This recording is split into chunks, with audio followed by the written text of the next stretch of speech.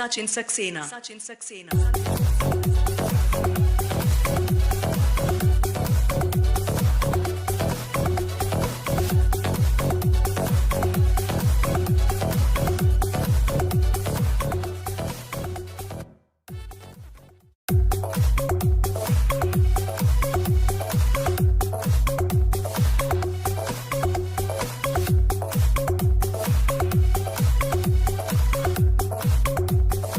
Sachin Saxena. Sachin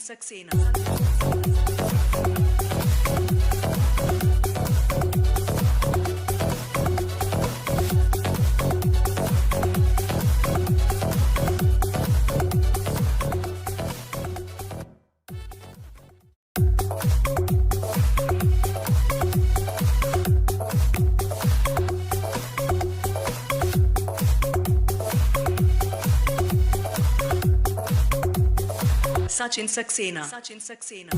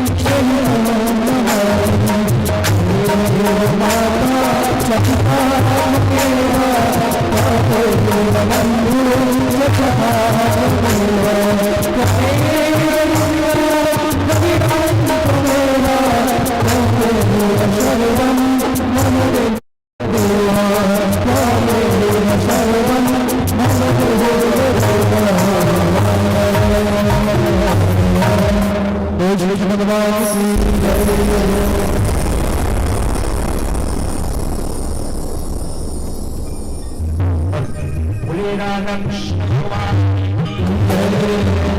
व्यास महाराज की जय हो महापुराण की जय हरि ओम मयानितं गदानमेश्वर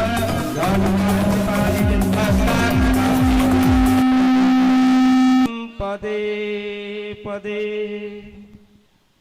हाथ में फूल रखो हाथ में फूल बोले राधा कृष्ण भगवान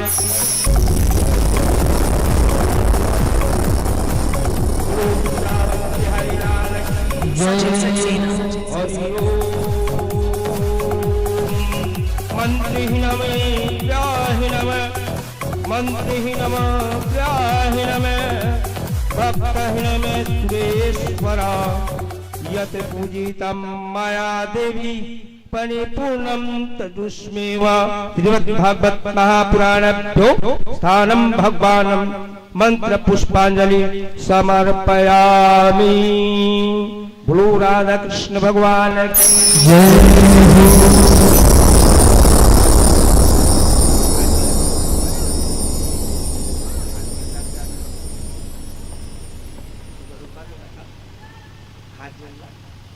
बोलो राधा कृष्ण भगवान की जय हो। बोली राधा कृष्ण भगवान की जय हो। विद्या हरण मंगल करण विद्या हरण मंगल करण गौरी पुत्र गणेश प्रथम चरण है आपको भगवान ब्रह्म विष्णु महेश। बोलो राधा कृष्ण भगवान की जय। भगवत महापुराण की जय। महाराज की जय। गुरुदेव महाराज की जय। स्थान देवी देवता की जय। राम देवी देवता की जय। अपने माता पिता की जय। गुरु गोविंद की जय। वृंदावन बिहारी लाल की जय। गौ माता की जय। धर्म का नाश हो अधर्म का नाश हो भावनों में वृंदावन बिहारी लाल की जय।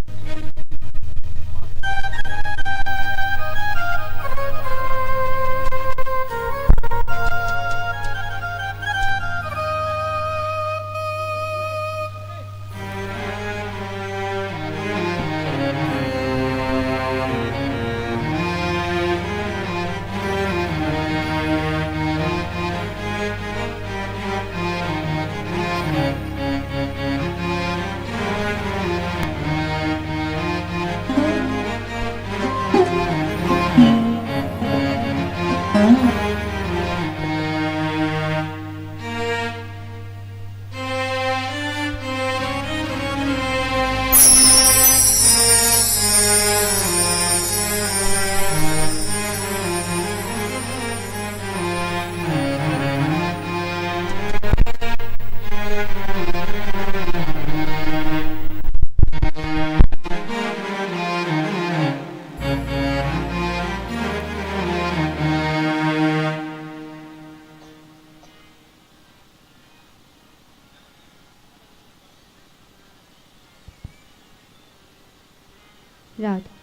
राधा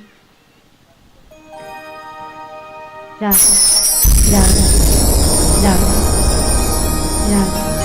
राधा राधा राधा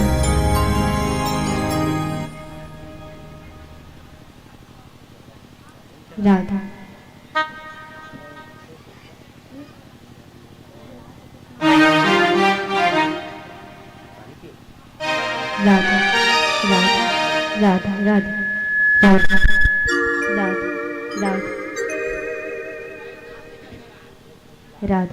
राधा राधा राधा राधा राधा राधा राधा राधा राधे राधे राधे राधे राधे राधा राधा राधे राधा राधे राधे राधे राधे राधा राधा राधा राधा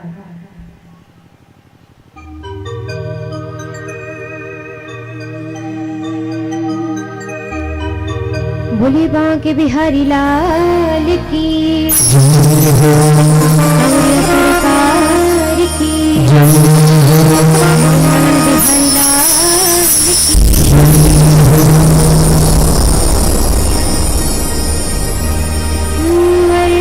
वर्णानामैक संघा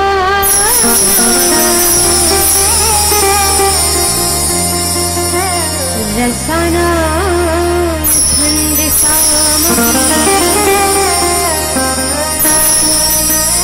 मंगलाय नमज करतारो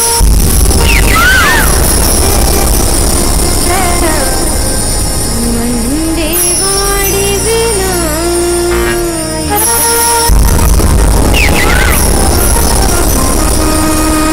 नमो ब्राह्मण्य देवाय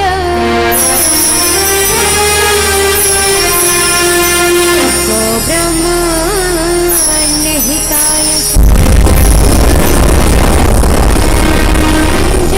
जगद्धिताय कृष्णाय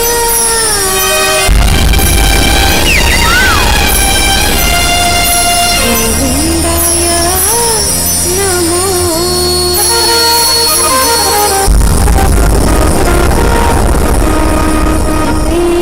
विघ्नेश्वराय वरदाय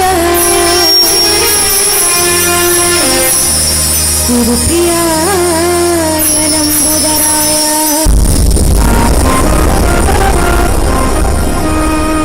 सकलाय जगद्धिताय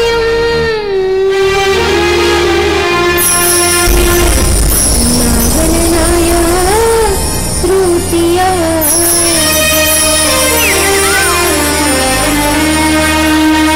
गौरीसुताय विभूषिताय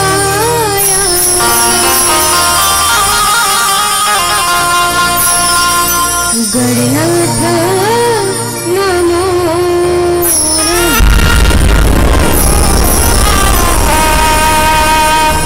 छवि ललित कमल कोटि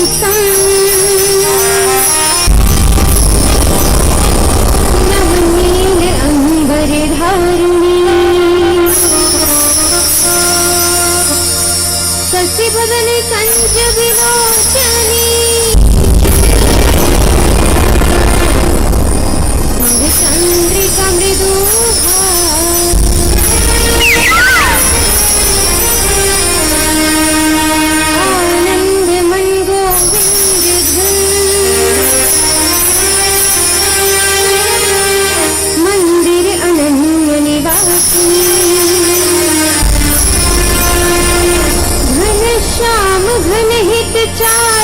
की घनश्याम घन हित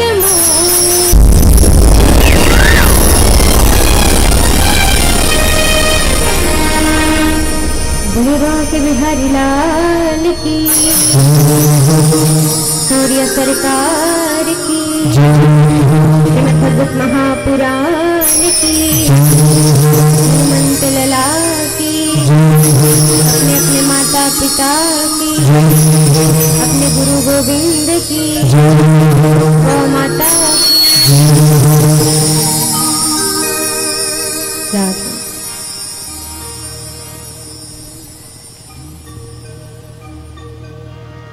हृदय बना लो भक्तों गोकुल धाम रे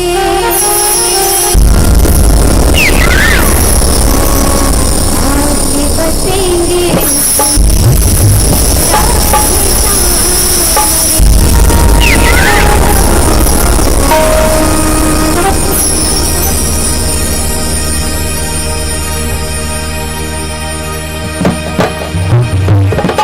हृदय बना लो भक्तों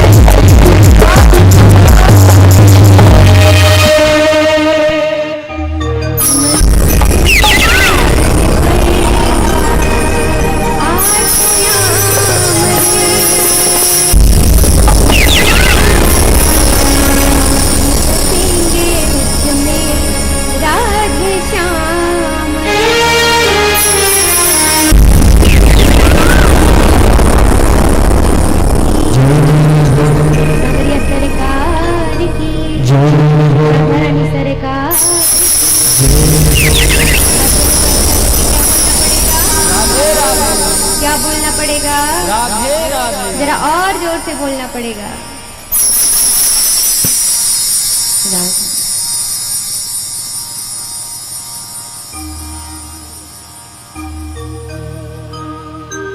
महाराज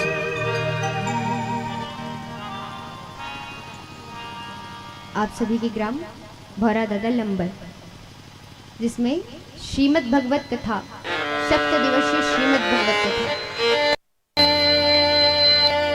अमृत रूपी श्रीमद् भगवत कथा आप सबके समक्ष प्रवाहित होने जा रही है।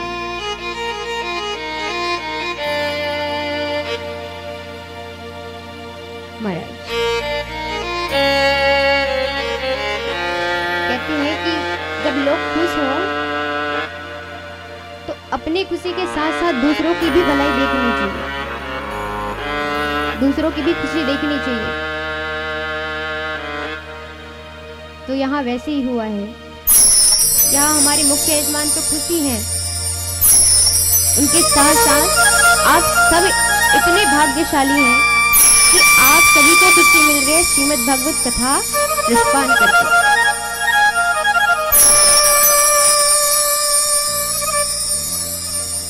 कहते हैं महाराज कि अपनी खुशी बाद में देखी जाती है, दूसरों की खुशी पहले देखनी चाहिए।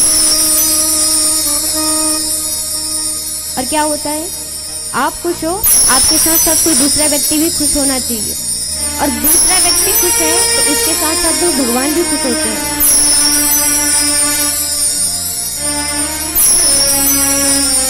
और ये खुशी आप सभी भौरा दादर और YouTube और Instagram जितने भी चैनल हैं उन सब में सुर सरोवर चैनल के माध्यम से आप सभी को कथा का रसपान कराया जा रहा है। महाराज यहाँ बैठे अनेक ज्ञानी, जितने भी लोग कथा सुनने आए हैं वो कुछ ना कुछ सोच करके ही आए होंगे कि अब कथा कहने आए हैं तो उनका तो ज्ञान बहुत होगा।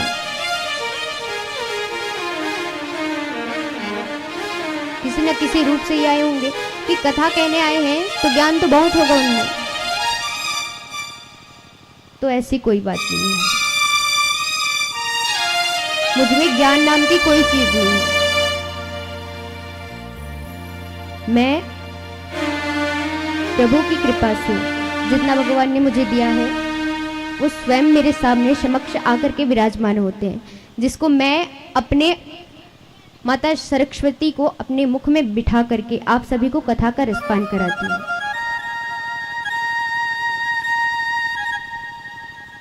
बहुत लोग ये सोच के होंगे चलो ज्ञान ही नहीं, कम से कम भक्ति होगी। तो भक्ति तो मुझे दूर दूर तक दिखाई नहीं देती।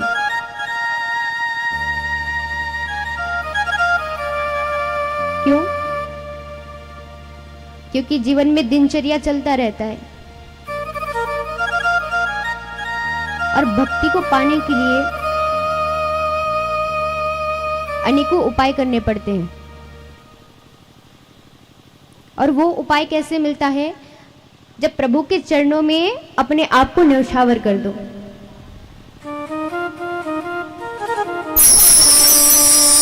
कह रहे होंगे चलो भक्ति नहीं है, कम से कम वाणी में मधुरता होगी, 7 दिन तो ऐसे ही गाने सुनकर बीत जाएंगे। कथा नहीं तो कम से कम भजन ही सुनेंगे सही, वाणी में तो मधुरता होगी। तो मैं बता दूं, मेरी वाणी में कोई मधुरता नहीं है। जब तक मेरे साथ भगवान है तब तक वाणी मधुर है। जब भगवान आकर के इस कथा में विराजमान होंगे तब वाणी मधुर रहेगी। तो महाराज मैं आप सबको बता दूं, यहाँ अनेकों ज्ञानी बैठे हैं जिन्होंने पहले भी ये कथा सुन रखी है। किन किन लोगों ने कथा सुनी है श्रीमद् भगवत की कथा? हाथ उठाइए। सब लोगों ने। और कथा सुनी भी नहीं होगी तो ज्ञान तो सबको है श्रीमद् भगवत कथा के बारे में, है ना। सब जानते हैं श्रीमद् भगवत कथा ऐसे होता है, 7 दिन तक ऐसे कथा चलती है। अनेकों ज्ञानी आके बैठी हैं, तो ज्ञान नाम की मुझ में कोई चीज नहीं है। चलो कह रहे हैं कि ज्ञान नहीं है, भक्ति नहीं है, मधुरता नहीं है, अनुभव तो होगा। अब इतने दिनों से कथा सुनाती आ रही है, कुछ न कुछ तो अनुभव होगा।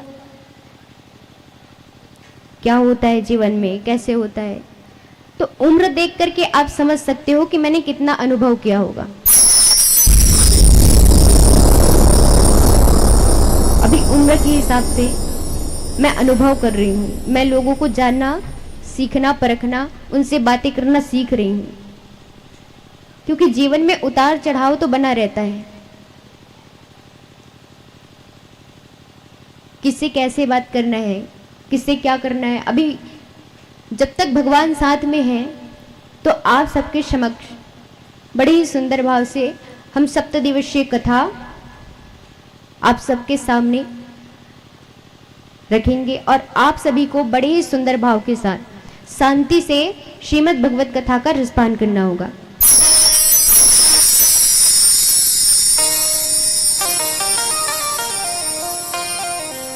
महाराज बड़ी सुंदर भाव के साथ श्रीमद् भगवत के सबसे पहले प्रथम श्लोक में लिखते हैं,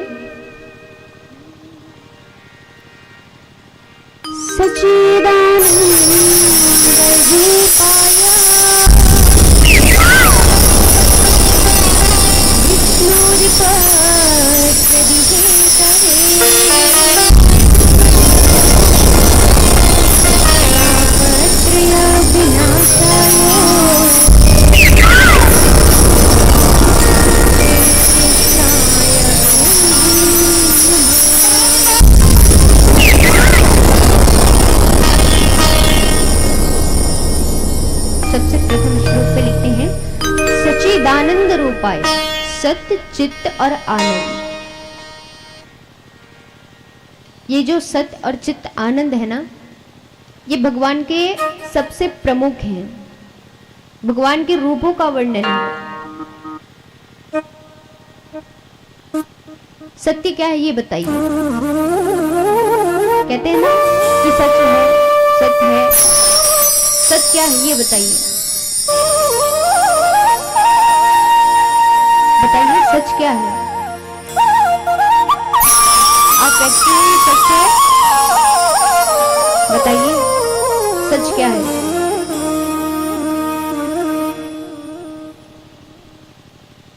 ओ मैया बातें ना करो, सच क्या है बताइए। नहीं पता। लोग कहते हैं कि हम सच हैं, हम मनुष्य हैं मतलब हम सच हैं। किसी ने कुछ बातें कह दी इसका मतलब वो सच है, तो सच तो ऐसे नहीं चलता। लोग कहेंगे ये दुनिया है, हाँ दुनिया है, लेकिन इसको बनाने वाला भी तो कोई है ना। दुनिया ऐसी तो नहीं बन गई। सच क्या है जो कभी बदले ना। सच वो है जो कभी बदले ना, वो अपनी स्थिति में सदैव उसी स्थान पे रहे, सदैव वो सच के मार्ग पे रहे। हम क्या करते हैं, एक झूठ को बचाने के लिए हजारों झूठ बोलने पड़ते हैं।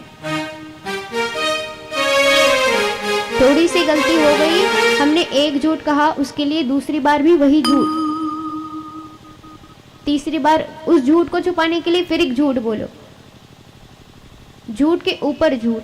एक झूठ को बचाने के लिए हजारों झूठ बोलने पड़ते हैं।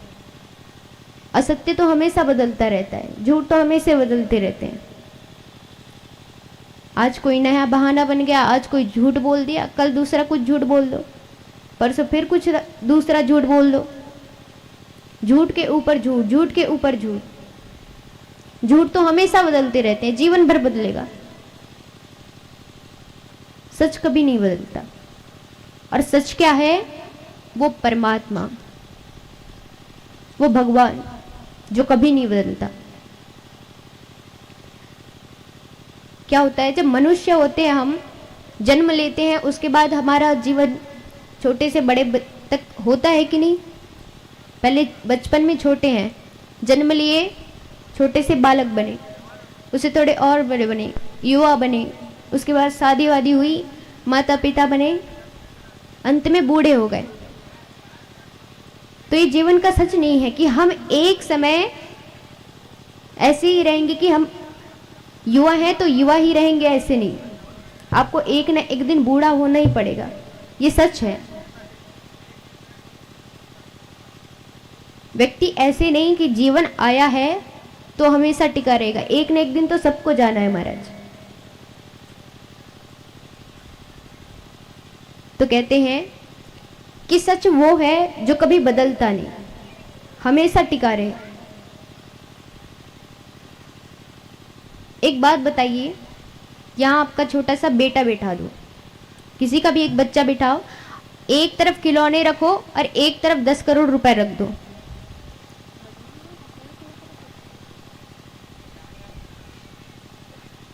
एक तरफ खिलौना और एक तरफ 10 करोड़ रुपए, कितने रुपए रख दो, वो छोटा सा बच्चा पहले क्या उठाएगा? महाराज, उत्तर सबको देना है। ऐसे चुपचाप से बैठे रहोगे तो कुछ होगा क्या? हम ही ऐसे कथा कहते रहेंगे, आप सुनते रहो, इधर घुसे ना, कुछ नहीं। 2-4 माताएं और आ गई, चलती रही बात, छोड़ो वही कथा, आज नहीं सुनेंगे कल सुन लेंगे, अभी तो बाकी है ना 7 दिन। आज की कथा छोड़ो, बहुत दिनों बाद मिले हैं, आपस में बात कर लेते हैं, कल सुनेंगे कथा, भी तो समय है।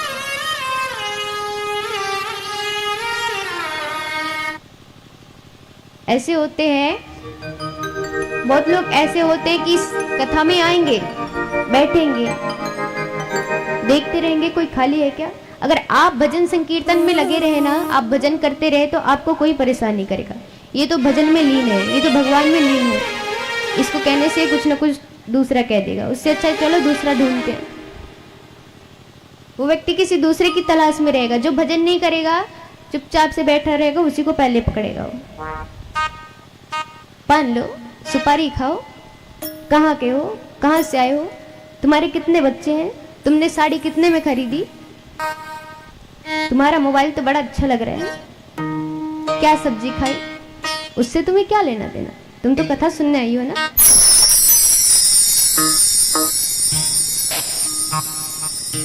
आप तो कथा सुनने आए हैं ना, उसकी सब्जी से, उसकी साड़ी से, उसके कितने बच्चे हैं, वो कहाँ से है, उससे आपको क्या लेना देना। फायदा ही नहीं हुआ ना आपकी कथा सुनने का।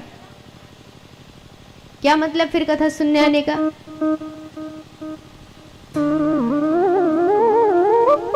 आप लोग जब कथा सुनने आती हैं, जितने भी लोग यहाँ बैठे हैं, आप सब जब कथा सुनने आते हैं, कथा सुन लिए आराम से, अब पता नहीं कि कथा में हुआ क्या है क्या नहीं हुआ, कोई फर्क नहीं पड़ता,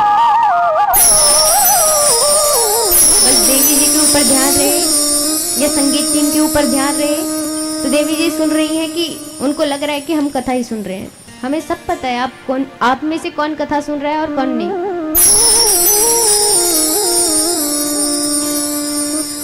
क्या करोगे? आके आराम से बैठ लिए, देख रहे हैं इधर उधर, कोई मिल जाए तो बात कर ले, नहीं मिला तो चुपचाप से सिर पकड़ के बैठे रहेंगे, कथा सुनो। कथा में हो क्या रहा है कोई फर्क नहीं पड़ रहा। आप लोग जब कथा सुन करके उठते हैं तो पहले क्या करते हैं? अपनी साड़ी, कहीं धूल तो नहीं लगी, इतनी महंगी साड़ी है भाई, कहीं गंदा तो नहीं हो गया, 2 दिन बाद फिर इसको पहन के आना है। आराम से पहले सब तरफ को पोंछेंगे, सब यही करते हैं ना। बताइए, जब कथा से आप उठते हैं तो सब वैसे ही करते हैं ना, झाड़ फूक करके उठते हैं, कथा नहीं छूट जाती आपकी। ने अपने पल्ले में जो कथा बांधी है वो तो वही छूट गई।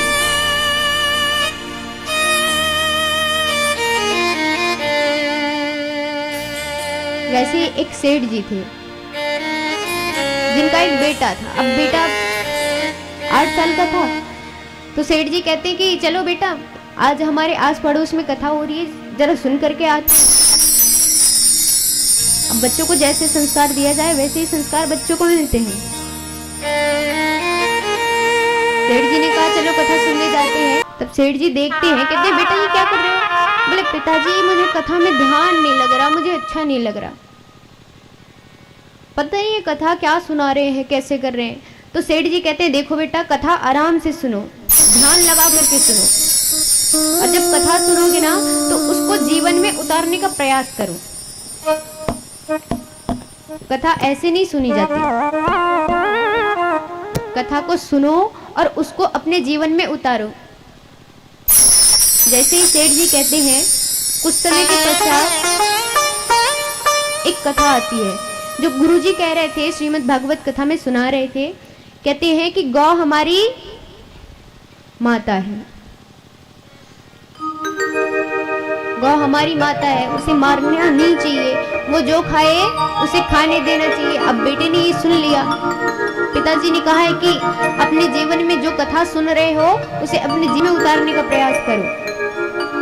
सेठ जी और उनका बेटे आए, और जैसे ही घर आते हैं तो एक दो दिन बीते। उसके बाद सेठ जी ने कहा कि देखो बेटा, घर का ख्याल रखना, मैं थोड़ा कुछ काम से बाहर जा रहा हूँ। बोले ठीक है पिताजी जाइए। सेठ जी ने कहा दुकान है इतना बड़ा, उसका ख्याल रखना, मेरे ना आने तक यही बैठे रहना। बोले ठीक है पिताजी आप जाइए, मैं सब संभाल लूंगा। यहाँ सेठ जी का बेटा आराम से दुकान में बैठा है, देख रहा है, कोई ग्राहक आए उसे सामान देते। अब सामान देते देते समय बीता, सेठ जी का बेटा थका आराम से बैठा था, आराम कर रहा था कि सामने से गैया मैया आती। और जैसे गैया मैया आती है ना, तो किराने के दुकान के सामने शक्कर की बोरी रखी होती है।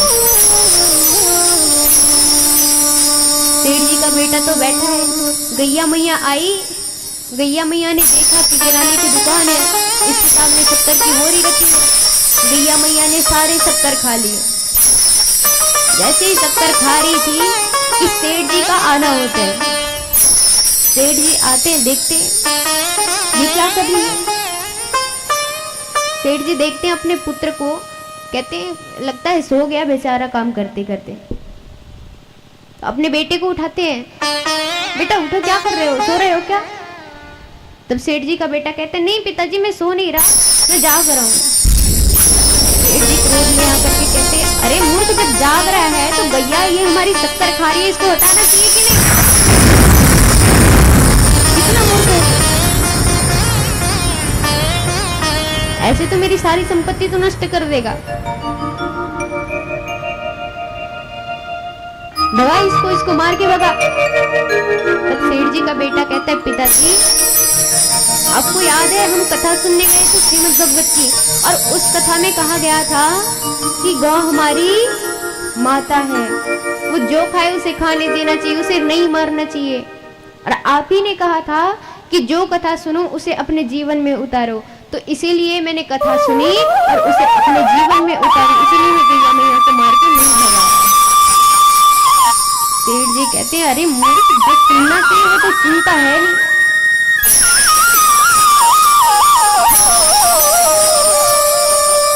जो चीज करना चाहिए वो तो करता है नहीं।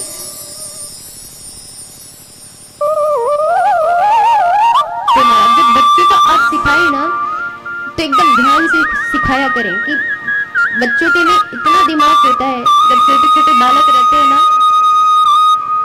तो वो लोग अपने माइंड में तुरंत कैच कर लेते हैं कि क्या चीज क्या है, उनको कैसे करना चाहिए। आप जैसे बताओगे वो वैसे ही करेंगे।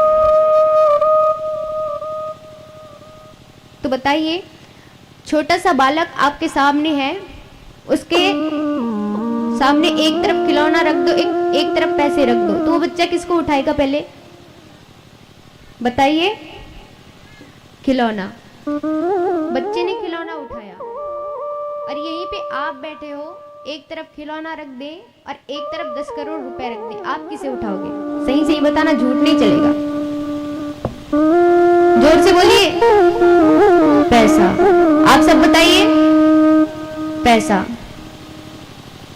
पैसा ही उठाएंगे कि खिलौना उठाएंगे? कौन बोला भाई खिलौना? अरे भैया, हो ही नहीं सकता। आपको अकेले कमरे में बंद कर दिया जाए, आपको बोला जाए कि भैया पहले खिलौना लोगी कि पैसा लोगी? किसी की बात है महाराज, कोई भी इंसान कहेगा कि मुझे तो पैसा चाहिए।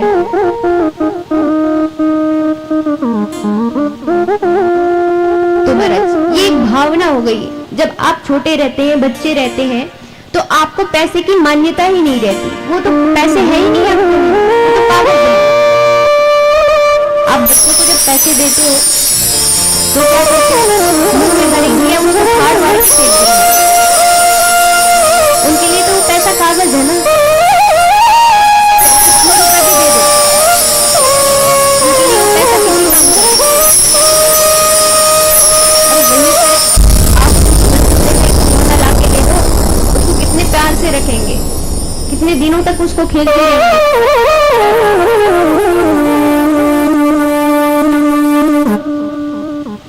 तो कहते हैं ना कि जीवन में आश्रय सबका बदलता है।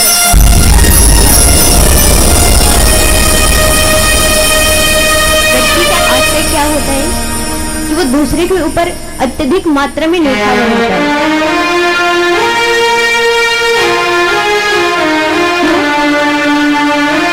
अगर वो व्यक्ति मेरे साथ नहीं रहा, मेरा जीवन तो व्यर्थ है, फिर मैं तो आगे बढ़ ही नहीं पाऊंगी, मैं कुछ कर ही नहीं पाऊंगी। कितना बार जीवन आश्रय बदलता है बताइए। आप जब बच्चे थे तो आपने खिलौना चुना, जब आप बड़े हुए तो आपने पैसा चुना, और जब बूढ़े हो जाओगे, 1-2 दिन का समय है, मान लो किसी व्यक्ति के पास 1-2 दिन का समय है और उसको 1 करोड़ रुपए दिया जाए, और एक तरफ कहा जाए कि एक तरफ तुम्हारे जो परिवार हैं उनके साथ तुम्हें मिल करके बैठ करके बातें करो, तो बुढ़ापे में आप क्या चुनोगे? परिवार। बुढ़ापे में परिवार चुनोगे, वो पैसा आप किसी काम का नहीं। आप क्या कहोगे? अब तो पैसा मैं किसी काम का नहीं, उस पैसे को मैं क्या करूंगी? मुझे तो अपने परिवार के साथ कुछ समय बिताने हैं, अच्छे से उनसे बात करनी है, उनको समझाना है कि अच्छे से रहना, झगड़ा नहीं करना, शांति से रहना। तो जीवन में आश्रय कितने बार बदला? एक जीवन में आश्रय 3 बार बदला।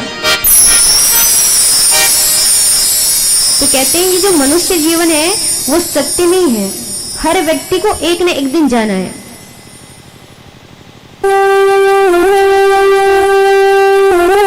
वो यहाँ पे रुकेगा नहीं।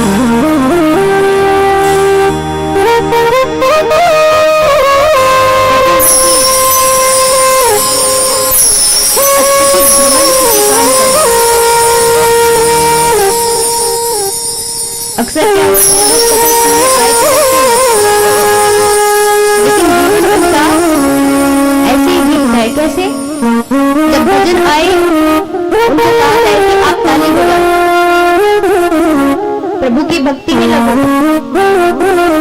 तो लोगों का घमंड हो जाता है, वो तो पसंद ही नहीं करते। जब मुझसे बड़ा है तो उसके लिए उसको मैं सुनूं और उसके लिए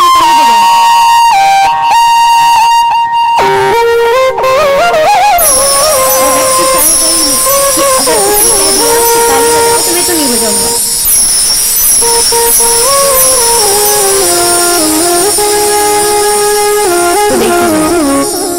कहते हैं कि जब भगवान के द्वार पे आओ तो दीन बन के आना चाहिए, भिखारी बन के आना चाहिए। जब आप भगवान के परिवार से आओगे भिखारी बन के, तो आपको यहाँ से अमीर करके भेजेगा, संसार का मालिक आपको बनाएगा।